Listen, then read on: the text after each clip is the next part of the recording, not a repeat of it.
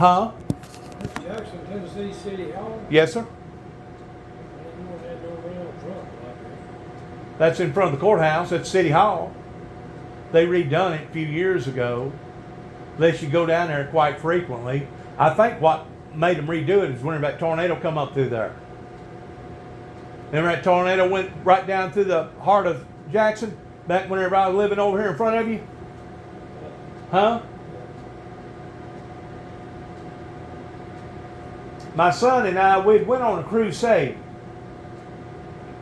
We went on a crusade up to Washington, D.C. and New York, went to Queens, Harlem, basically all the boroughs up there, including Long Island. And we was passing out material. Of course, at that time, security wasn't near as heavy as it is now. And you could walk into those senators' office and basically hand them a piece of paper like you can going down here at the county mayor or the city mayor down here at Lexington. And of course, I had this display made up right here of the four horsemen. That's the white horse, the red horse, the black horse, and the pale horse. And that's actually what it looked like right there, starting at the back of the cab, went all the way back of the four horsemen, and then this last horse right here was the horse that it talks about as far as Christ coming back, ruling and reigning. So this fifth horse right here was strictly a symbolical, spiritual horse, but I wanted to make it tangible to where you could still see it. That's all wooden display, arts and crafts. And the last that I heard, the arts and crafts display was somewhere down in Atlanta. Somebody had bought it after I got through with it, because whenever I come back home, my money was kind of tight. Which, once more, whenever you're operating on a string, on a shoestring, you got to do what you got to do. And I wound up purchasing it for about $1,500 because the guy spent a whole lot of time in making it. And then I sold it back to him, I think for $800, and then I think he sold it to somebody else for $1,000 or something like that. And the person that bought it the last time, I think, was associated with the like a representative or something like that wound up taking it down to Atlanta and dedicated it to a museum down there. I don't know which museum down there, because there's about 50 museums down there in Atlanta. Yeah. But the guy had an article that was in a magazine that he showed me, so he wasn't lying to me about it. I just don't remember now which one it was down there. But in 1989, after I sent 9 tapes to the White House in 1988, while Ronald Reagan was still the president, about a month later, they sent all them 9 tapes back. The White House did. Of course, it was stamped White House, and said, "This is personal property." Sent it back to me. Well, even though it was personal property, I know that they had used that to help to succeed in getting the nuclear arms agreement that Ronald Reagan helped to establish by ending the Cold War and convincing the superpowers that the world was not going to end by a holocaust, a nuclear holocaust by mankind, but it was going to end the way that the Bible had predicted for it to end. The only problem was, Joe, whenever they got off the airplane, they wanted all the recognition for doing that and didn't even mention nothing about none of this other stuff. I don't know if they didn't think that it was socially acceptable because it's supposed to be a difference between church and state, or that there was actually a movement. I feel like that there was an actual movement that wanted to stifle the ministry from the get-go, because ever since 1989, whenever me and him, my son, at the time he wasn't but 12, went up to Washington, D.C. and New York, my life has been hell. My life has been totally upside down on account of this. Matter of fact, my legacy goes all the way back to 1983, whenever a 1979 Buick Regal rolled over on top of me, and I should have died. I think I've told you about that before. And I made a telephone call to the White House that I was going to be the one to meet the Antichrist, and before the poison arrow struck the flesh of my skin, that I was going to vanish or disappear. Boom. That's when Gabriel was going to blow the trumpet. The dead in Christ was going to rise. Jesus was going to come back in a cloud of the second coming, And we was all going to live happily ever after, to live in glory up in heaven. There was a problem though in that, because I was still growing and learning at that time, because I wasn't but about 27 years old. And in order for me to meet the actual Antichrist, that would mean that I would have to basically lose out on that second coming of Christ. Because that's basically whenever the Great Tribulation begins of the false prophet that's supposed to be in power for about 42 months, and then the actual Antichrist that's in power for another 42 months, which would be the 7-year tribulation period.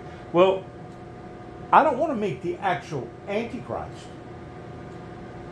the actual physical Antichrist, but you got to realize, but the spirit of the Antichrist has been here all along. Well, yeah. It's been there ever since the world been there. That's what I'm saying. Yeah. And whenever God created Adam and Eve, that's whenever the Antichrist come into that garden as a serpent and basically convinced Eve that, hey, all that stuff that God told you about is a bunch of lies. If you eat this fruit, you'll have the knowledge that he's got. And of course, she went to Adam and convinced him of doing the same thing. And that's whenever basically complications set in. You know that as well as I do. But the Antichrist spirit has been in existence since, like you said, the beginning of time. Yeah, it'll be till the end of time. And he'll be here to the end of time. Because he is the prince of this world, right? He's actually the God of this world. He's the God of this world. Because you can turn him into your God if you want to. The only problem was I was basing it off of the criteria of the information that was given to me whenever I was probably about 14 years, 14, 15 years old. It was after my brother got killed in 1976. So it was somewhere in that era that a Pentecostal woman stood to her feet that used to go overseas and do a lot of work over there, evangelist work. And she stood to her feet and told the whole congregation about this man that had these remarkable powers that could point his finger at a bird and say die, and it would die. He had these remarkable powers that could bring fire out of the sky and actually consume wet logs. He had this power to the point that he went into this camp and basically took a dead corpse and prayed over it. Next thing you know, the corpse sits up screaming and hollering, I'm in hell, I'm in hell. And the man waves his hand. At that time, he was just a young boy. And the corpse lays back down dead again. Well, that was being witnessed by about 7 different missionaries at the time. And they all got in a huddle and said, well, obviously this man's powers are not powers of good.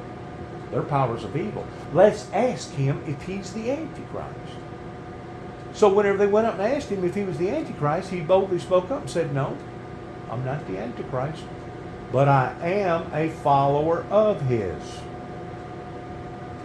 Today, since that event happened in 1988, we have seen more paranormal behavior hit Hollywood on the TV screens. You know, back whenever we was growing up, you know, you're a little older than me, but back whenever we was growing up, about the worst thing that was out there was The Exorcist and the Chainsaw Massacre. Since then, we have been flooded with gory stuff. We have been flooded with all this paranormal stuff, seeing ashtrays move and hearing noises and seeing things move around. You know why? Because the generation is growing up now. They have an appetite for all that. They don't want to look at Andy Griffith. They don't want to look at the Partridge Family. They don't want to look at the Waltons. That's all boring to them. Yeah. No, we would sit there on our daily for the last 45 years and let it happen. That's true. But at the same time, you got to keep in mind, we're only one voice reaching out into the wilderness. And unless we have a backing, or unless we have a support team, or unless we have a church that's in behind us, we're going to still be that one voice. My people in Northwest Tennessee wanted me to be that one voice. They did not want me to succeed. A matter of fact, it went just deeper than them not wanting to support the founder of the Windmill Ministries missions, but they was actually attacking me, Joe. And that's what went on for 3 consecutive years. Whenever I come back to Tennessee, I come back here and seen you. Whenever I first come back here, it was in 2017. I stopped here because you mean that much to me. And I didn't have no idea that all hell was fixing to bust loose. Well, I didn't have no idea, Joe, that just up the road from here to where the highway is, they had built a building of a palace or a castle with all these oligarchs all over it. Basically belongs to a religious cult out there called the Wiccans, where they hold hands, sit around in a circle, pray to the peacocks, pray to the owls, pray to the crystals. Yes, sir. They'll pray to everything but the Creator. They won't pray to the Creator. They'll pray to the creations, but they won't pray. It's an occult. Basically the same thing as David Koresh. David Koresh was an occult. He had turned into an occult figure. I'll put it that way. And I had no idea that the powers had strengthened the way that they had. But Joe, those groups are all over here now. They're everywhere. Yeah, I agree. Just in Weakley County alone, they have over 1,000 memberships. Occult leaders. Just in Weakley County alone. Now they become a tax-exempt entity in 1986. Did you know that? They're just like the Presbyterians or the Church of Christ or the Baptists or the Methodists. They're tax-exempt. Why? Because that's what they believe. Well, you know, I don't have a problem in you believing whatever you want to believe. I mean, if you want to believe that the tree out there is God and you want to go out there and talk to it and pray to it and lean down to it, that's up to you. I don't have a problem in that. But don't attack me because of what I believe. And basically what we have seen in the past 30 plus years is anti-Semitism has grown in this country. It's grown more in the last 5 years. It's grown more in the last 5 years than what it ever has since COVID's hit. But it started basically about 30 years ago whenever all that paranormal stuff started hitting Hollywood and all that gory stuff. And we wonder how come our leadership has lost control of society. Well, it begins at home. It begins with the parents. And whenever you basically strap the parents and tell the parents, hey, you're no longer allowed to talk ugly to little Johnny, and whatever you do, you better not hit him, because if you do, you're going to wind up in front of a truant officer. And then they took the flag out, and then they took the Bible out. So whenever you do this, what are you doing? You're turning your country into a heathenistic country. That's the reason why we're seeing all the bloodshed and all the LGBTQ and the homosexuals and the bisexuals and all that other stuff. You know, they was talking on that Olympics that they're really having to monitor them players really, really well, inspecting them, because these doctors has gotten to the point now that they can make somebody look authentic. In other words, just because you was born a female and now you got a tallywhacker between your legs, unless you know what you're looking for, Well, that ought to be against that law started. I think so too. If you was a male and you changed over to a woman, you ought not to be allowed in the Olympics. Or vice versa. Or vice versa. But now we got kids now that's screwed up. They don't even know what bathroom to go to. Well, that's true too, but We got kids now that actually puts kitty litter in bathrooms like a damn cat. Whenever they get through using the bathroom, they'll scratch just like a cat and cover it up. The country has gone what? It's been given over to a reprobate mind to believe a lie to be damned, is what's happened here. Joe, I've tried to warn them. I tried to stop them at 207 whenever Miss Jackson walked out of my life here.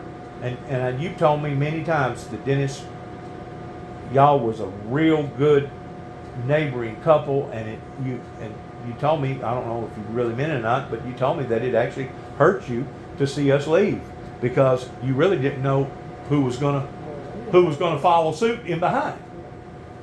And basically, whenever they done to me what they done to me in Weakley County towards charging me with falsifying files while I was passing out Bible literature, that was all in the process towards everything that was going on out here towards Miss Jackson walking away and leaving me stone cold. You know? It cost me $5,000 to get out of jail that I lost. Just was taking that money and throwed it away. Another grand or $2 for an attorney, not counting downtime. It costed me this farm. It costed me Miss Jackson, and it costed me well over $250,000, probably more like $500,000 from her profit sharing that rightfully belonged to me. But I wasn't going to fight her for it, because when she told me that she didn't want me, I think she actually thought that, like a dummy, I was going to say, well, I still want to stay out here at Juneau Bargington Road.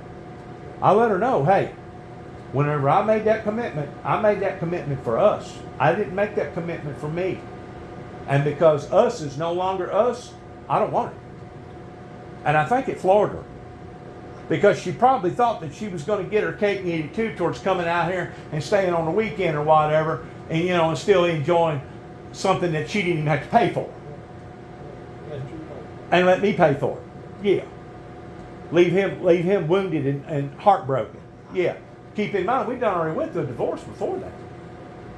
Up in Jackson. We'd already been married about 7 years. We lived for almost 5 years in Milan, had a nice house. Then we moved out there to trailer courts, and we wasn't satisfied there, and then we moved out here. Well, before we moved out here, we'd already went through one divorce. That was my fault. I never should have married her twice. I didn't realize that she was playing me like that, Joe.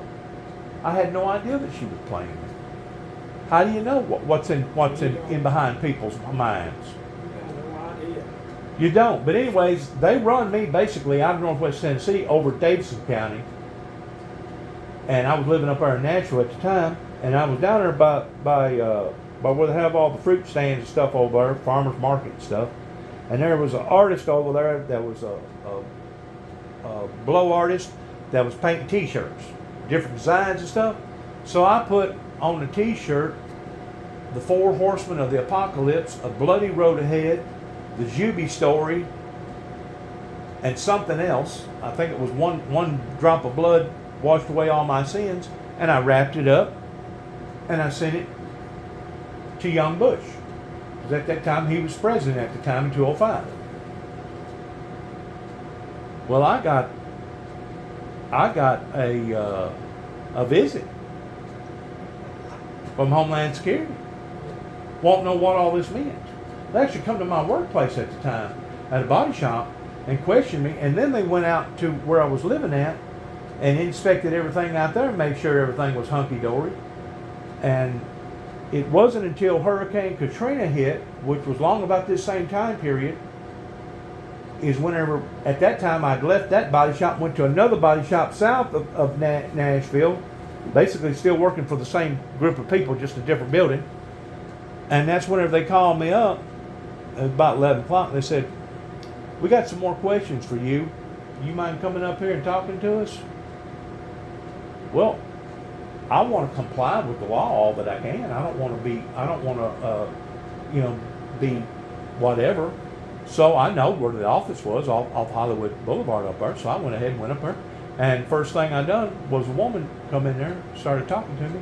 And she was from the Crisis Center in downtown Davidson County. Now, they don't have nothing like that around here that I know of.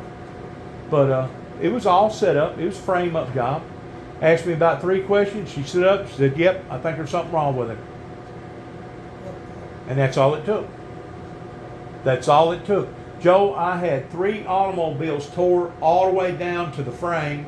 One of them was a $15,000 job. The other one was about a $10,000 job. The other one was about a $5,000 job. And now they're taking me to a mental institution, Homeland Security, Secret Service in downtown Nashville, to see if I got all my marbles.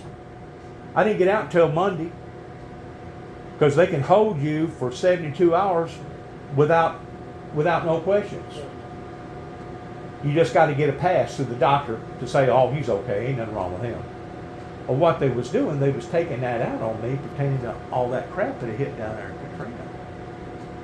They was taking that out on me. I was getting the hit for that. And the thing about it wasn't God that done that.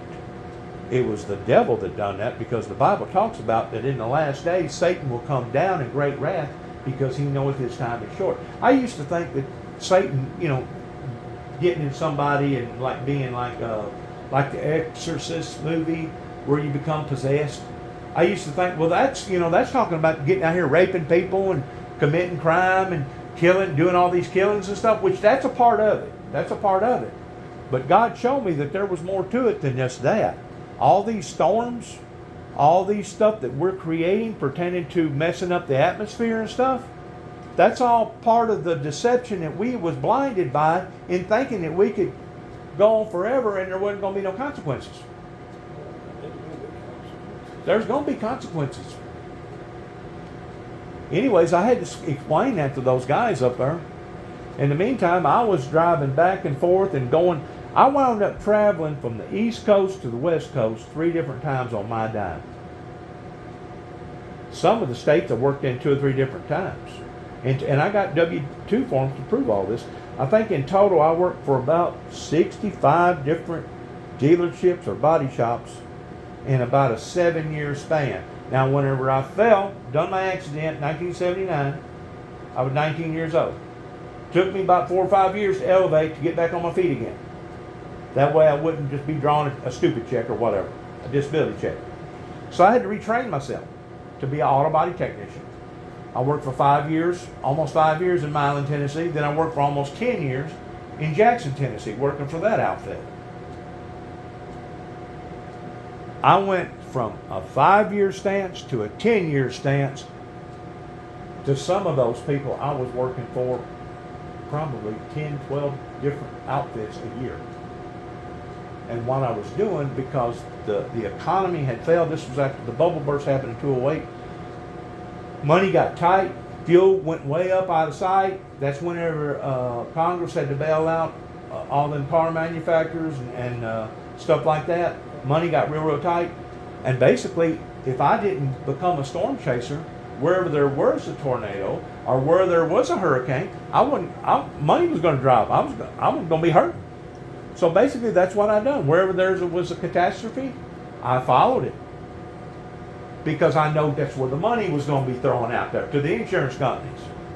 They'd basically be begging you to want to come and work for them. You know what I'm saying? Because they'd be backed up with so much work. Hey, come on. We need all the help we can get. I had no idea. Whenever I went out to Mount Carmel, Waco, Texas for 3 days, stayed on the property, interviewed that guy from Australia, 2 or 3 other ones, and went around a 5-mile area all around Mount Carmel talking to various people that would let me talk to them, knocking on their doors. I had no idea how deep that the cover-up was towards what actually went on towards ATF setting up across the yard, acting like that they was a bunch of school students for about 9 to 11 months, getting in goods with the Davidians, and basically taking them down to the border and helping them get acquainted with gun sales. And the only reason why that they got the federal warrant was because there was a certain tax that you had to pay going from a semi-automatic to an automatic. They wasn't paying that tax. So that's what gave the federal judge the right of signing off. The thing about it was, on the day of the bust, the raid, they had already gotten word it was fixing to happen, and the supervisor that was handling the raid noted. At that point in time, he should have waved off, because the whole thing with a raid is the element of surprise, and once you no longer have the element of surprise on your side, you need to back off. And that's the reason why that they was laying wait for them whenever them helicopters landed out there on the yard. They were laying wait for them because they already had the guns, and that's whenever lead started flying. Well, after that happened, it settled down a little bit. That's whenever the FBI took it over. The FBI took it over because the ATF made such a bad call. Well, now the ATF's handling all that. For 51 days, we see where that guy was holding up the Bible, talking about the seals out of the Bible, talking about the seals. Of course, we realize now that the guy was off in the head, and those people was basically idolizing him as he was some sort of, I'm gonna use the equation of being Jim Jones. Remember the Jim Jones deal with all the people drunk all the Kool-Aid? Yeah. They was basically doing him the same way. But somewhere along about the 40th day, this is my equation of it, I think Janet Reno got on the phone, called Bill Clinton. Bill Clinton called Janet Reno, one or the other, and said, you know what, all this stuff is making us look like idiots. We need to stop it. They had already moved the headquarters out of Texas over to Oklahoma because it was such of a high intensity case at this point in time. I mean, you had media coming out of the woodwork. So basically, to stay in control, the feds had to move out, and they started working out of the Memorial Building in Oklahoma. I think about the 40th day, somebody actually brought in about 4 boxes of dynamite into the Memorial Building that was supposed to have been used on the Branch Davidians, that was going to change the course of being a rescue mission to a doomsday mission. It just so happens on the 51 day, whenever the tank was driving off into the building, they got lucky. You know why they got lucky? Is because they pumped that building 150 canisters and 6.5 hours of tear gas. The type of tear gas that they was using was highly lethal, and it was explosive. They already had court about this back whenever Janet Reno was living, that they shouldn't have done that. But you know good and well that them women in there had to have some sort of light to be able to know how to take care of them children, how to walk, and how to feed them and stuff like that. So they had to have either coal oil lamp or a candle or something down there for light. And as soon as all that gas kept compressing, whenever it got down there where that fire was, turned into a tire inferno. Because I studied the fire, and it looked like kind of like a sparkler. It started on one end of the building, and in less than 15 seconds, the whole building was on fire. You couldn't have done that with gasoline. If you had 50 people on the bottom floor and 50 people on the top floor, and everybody had 5 gallons of gas, and you told them, all right, simultaneously, everybody throw the gas on the walls and on the ceiling, and then light it. You know what kind of combustible light that would be? Boom! It'd be one of those kind of fires. That wasn't the type of fire it was. It was like a sizzler. Yeah, if you analyze it. So I got to thinking, okay, if that be the case, how can I detect more about the Oklahoma bombing? So I got to looking at the seismographs. Come to find out there was 2 seismographs that day. One was like a 2.7 and the other was like a 4.3 or 4.4. And they was both simultaneously, and even to this day, they still cannot explain how come that happened. I know why it happened. The fertilizer truck, I call it fertilizer truck, manure truck, whatever you want to call it, that had all the ammonium nitrate fertilizer in it, whenever that explosion went off, it left a crater basically the size of that Ryder truck. And probably anybody that was within, I'm going to say, 300 to 500 feet, it would have probably thrown them completely off of their feet, if not killed them. But that was just the people surrounding the truck within 500 feet of the surfaces around the truck. The explosion was so powerful in that truck that it activated explosion number 1, activated explosion number 2. And if you get to looking at the way that building was ripped from the inside out, all the material went back towards the Ryder truck. That's theoretically impossible. If that Ryder truck would have done all that damage, it'd have thrown all that debris back opposite from the Ryder truck, and it would have even thrown it up on top of the building and behind the building. That's not where the debris was. The debris had been thrown back towards the Ryder truck. So I spot checked them, and I called them on it. I basically become a whistleblower, an investigator. And I didn't know this, but you can basically be a journalist investigator without any license. Now, if you're a regular investigator, then you got to be bonded by a certain amount of people with a certain amount of money to be able to go out here and actually investigate people's lives and do that dirty work that they do. And some, I know one investigator, he's actually bonded in about 15 different states. And he can basically go just about wherever they call him up. And they pay him by the mile, pay him, food and all this other stuff to do that type of work. I ain't going to do that because that's not my cup of tea. God didn't call me to be an investigator. God didn't call me to be a what do you call them, hat on both sides. You know what I'm talking about? I just got a message. But what I did have to do, Joe, I had to go out there after my divorce was all settled and everything. I had to figure out if it was a possibility that those people in Mount Carmel, Waco, Texas, could have possibly got a hold of some of my material, and that's what formulated all that. Because I had passed out thousands and thousands of dollars worth of material. Well, whenever I went down there and got to talking to them, we ain't never heard of you. Who are you? So that freed my conscience of me knowing that, hey, a bunch of idiots got a hold of the material and wound up just basically freaking completely out over it. So that freed my mind, but at the same time, it didn't free it completely because I got to looking at too many crosshairs. It's like, that ain't what the media told us. Media didn't tell us nothing about that. What did the media tell us? Told us that he was a lunatic, number one. Told us it was an occult, number two. And told us that he was a pedophile towards having sexual intercourse with a lot of them girls in there that the parents was allowing for them to have sex with. That's what the media told us. And that's what we ate up. Because that's what we was told. Well, come to find out, there was a whole lot more to it than just a bunch of idiots being lunatics. But boy, whenever you get something like that on you, Joe, I'm telling you, man, it can brand you for life. Oh yeah, yeah. It can brand you for life. Yeah. But I wanted to come in here and talk to you a little bit because, like you said, you're 79, fixing to be 80, Yeah. and my God, you've lived on this road, what, for 35 years? And before you lived here, where was you at before? 30 years. 30 years. Where was you at before? Over on the other side of I-40, going towards... Now, you know where the little building is right down there where you turn to come in?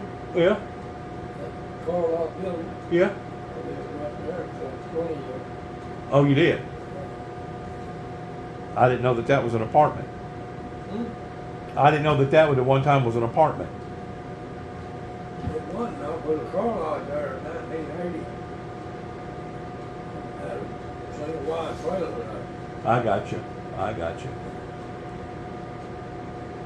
So, basically, whenever I went back home, after me traveling around for 7-8 years, getting in trouble 2 or 3 different times, I basically made an investment towards building a memorial site, especially after that ordeal happened with George Floyd.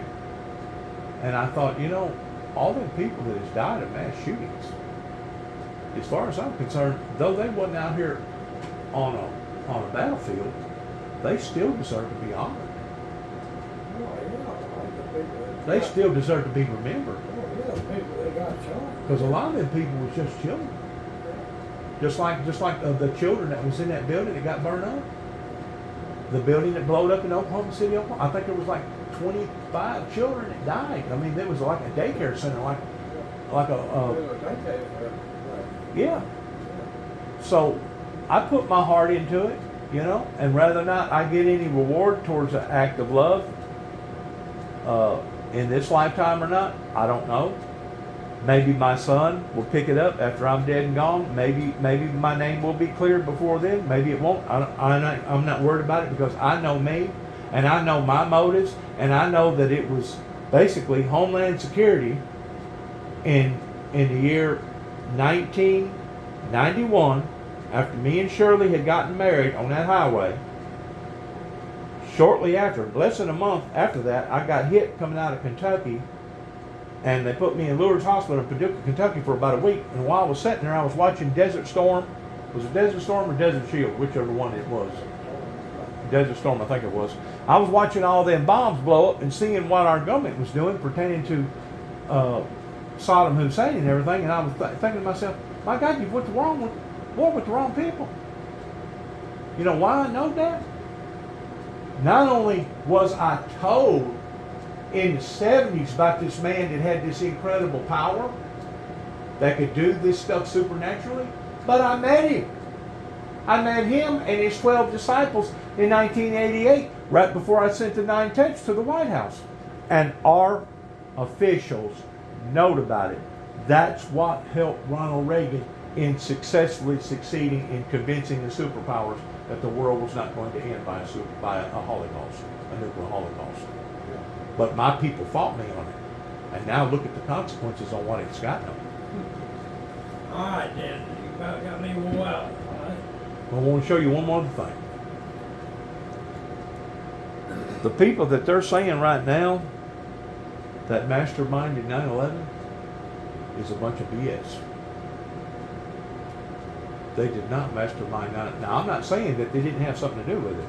I'm sure they did. But the people that masterminded 9/11 begins right there. What do you mean? That's the prince of Saudi Arabia over there. Well, yeah, I'm sure he's involved in it. Yeah, all of them are. The same group of people that took that journalist, cut him up in little bitty pieces, and put him in suitcases and hauled him out, hoping that nobody would take a notice to it. I'll agree with that. So that's another cover-up. Not only was it a cover-up in Mount Carmel, Waco, not only was it a cover-up in Oklahoma City, Oklahoma, toward not telling the truth, but it was a cover-up beginning basically in 9/11. Because if you look, Joe, ever since 9/11 has happened, our lives have changed dramatically here in America. Look at all the violence. Look at all the hostility. Look at all the gun violence and stuff. Look at all the suicides. Okay, well, you gotta go with the flow, So, you can't stop it, I can't stop it. All right. You believe in heaven, right? You've accepted the Lord as your Savior, right? You're telling me that your 2 boys have already had children, right? If you knew the things that I knew towards accountability, knowing that one day your grandkids or your great-grandkids was going to walk up to you and tug you on your coattail and say, Papaw, how come you didn't reveal this? How come you didn't let them know about this? How come you didn't try to stop this? If you knowed what I know, I think you'd be doing everything that you could towards putting advisories out there and warnings. Did you know that they shut down a Kentucky dam on account of it up around Paducah, Kentucky? Just because I had told people about God had shown me that there was going to be electrical disturbances. I'll tell you what my daddy told me a long time ago, James. What? He was born in 1910. And he said ever since he got about 3 or 4 years old, that the world was coming to an end. And he said, I'm 86 years old and I'm fixing to die. And he said, it's still there. Well, I'm almost 80. I've heard it all my life. It's still there. So, Well, you know, ever since you're born, you start dying, right? yeah. And you get a little closer to the end of the world. It may not be the actual end of the world, but if you die, that's the end of your world. If I die, that's the end of my world. Yeah. So we actually are becoming closer to the end of our world. End of our lives. End of our lives. It's not the end of the world. It's Well, the end you of can our you lives. can see now the things that's going on all over the countryside and all over the world, and it could be maybe because we got more media than what we did before. But Joe, I'm telling you, right now the freaking world's on fire, and that ordeal going on over there in the Middle East. Well, we got too much media, and we got too many stupid son of bitches up there elected to office. There They is. got no common sense. They don't believe in Christ. They don't believe in nothing other than their damn pocketbook and what I can do for myself. That's where we made our mistake. How come whenever we know that that disease was coming out of China, how come we didn't stop the airlines immediately? How come we let that go on for 2 weeks before they decided to shut down the airlines? It was almost like they was purposely wanting to spread it all over the world. And I had some good people that died of that stuff, COVID.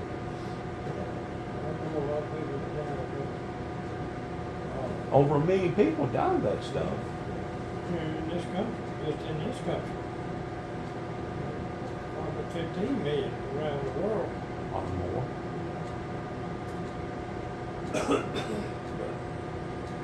No, there ain't nothing we can do about it personally other than pray and keep our plate straight, keep our plate clean. That's all That's all right. we can do.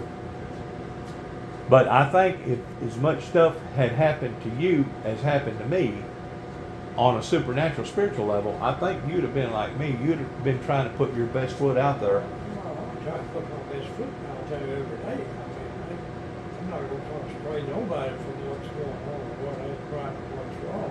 As far as reality wise, But I can't. you can't. I can't change the damn world. So, There ain't one man that can change it, that's right. We about run him off. and we about run him plumb out of office, haven't we? Yeah. We sure have.